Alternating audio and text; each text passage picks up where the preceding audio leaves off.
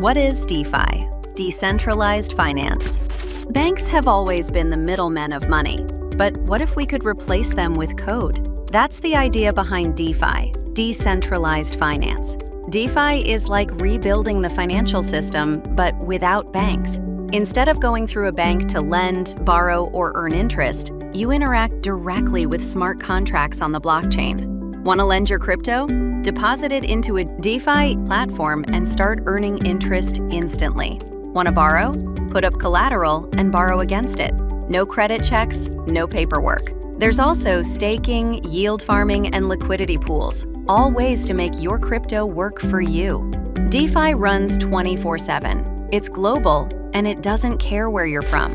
But remember, no middlemen also means no safety net. If you make a mistake, it's on you. DeFi is financial freedom, but it comes with responsibility. Next, let's see how it's all powered: smart contracts and decentralized apps.